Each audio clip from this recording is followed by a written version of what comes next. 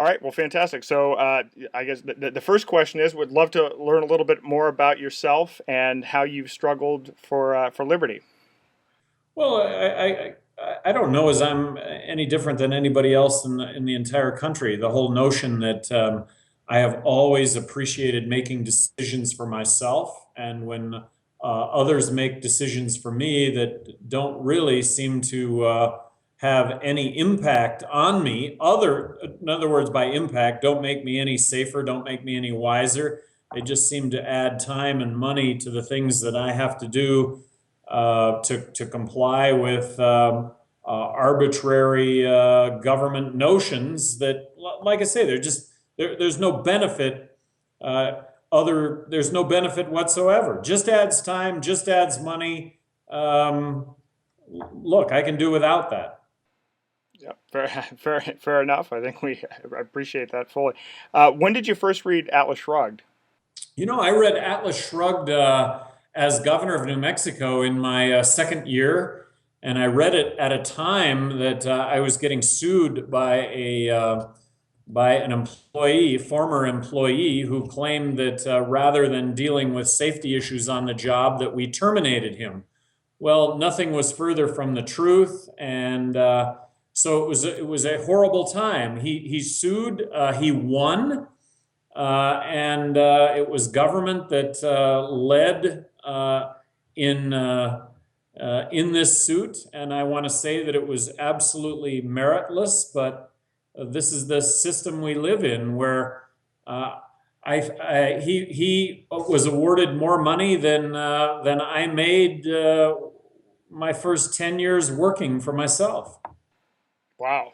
So, the follow-up question is, how did it impact you? I think you've answered some of it, but the reading of Atlas Shrugged. Well, that it was just so right on, and this is always the case with Ayn Rand and Atlas Shrugged is that when people read it, they find it to be so applicable to what's happening right here and now. And here it was, I'm reading it for the first time, and it was just it was exactly what was happening to me uh, with my business, and so it was terribly depressing. And by terribly depressing, what was happening to me was terribly depressing.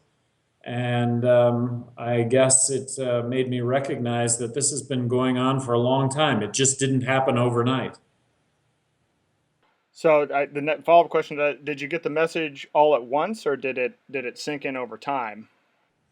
Well, it sunk in over time, but no, the message hit me over the head. I mean, clearly, I got the message, and then perhaps more so than Atlas Shrugged was the Fountainhead, where really put into words for me my notion, my entire life, that the best thing that I can do for others is to be the best that I can be.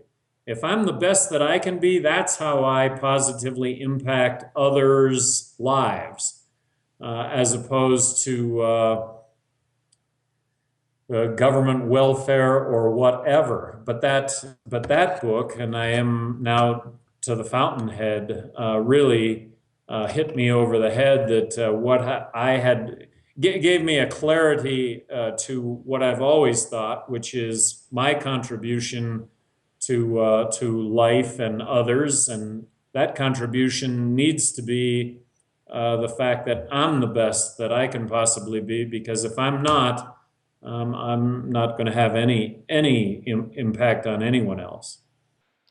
Okay, fantastic.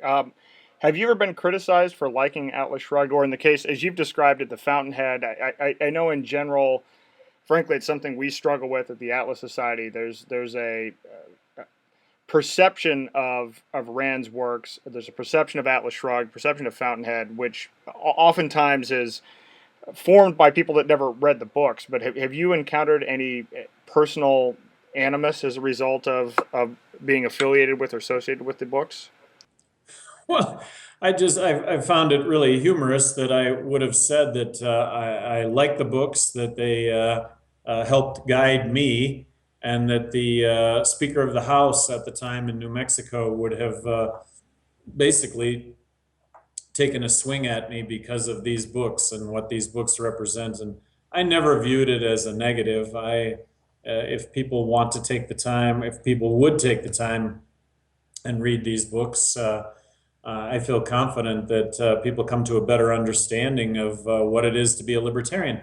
When my fiance, Kate, and I first got together, we've been together now for 4 years. When we first got together, she asked me, she said, is there anything that I can read to help me better understand your politics? And I said, yes, you can read Atlas Shrugged, which she did. And I found it really terrific that she pointed out this is exactly what's going on today. And she would have read that, like I say, 4 years ago. So in 2008, she found it relevant.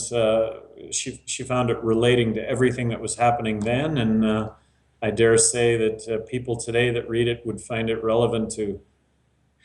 And people always, their reaction always is, it's more relevant today than ever. That's the reaction, and that's the truth, and that's the magic, and that's the lure, and that's the great tools that these literary works are. So you mentioned you encountered some issues in New Mexico. What were were there any specific complaints about Rand and her books that were leveled against you?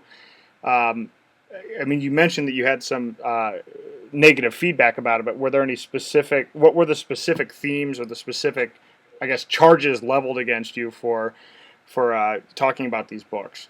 Well, that I'm all about survival of the fittest, and that the fit are going to survive, and that if you need a handout, I'm not the one to give you a handout. Well, my line on that, and we've all heard it a million times: teach a person to fish, and you feed them for a lifetime, as opposed to give them a few fishes, and you're just going to feed them for then and now. Yeah. Okay.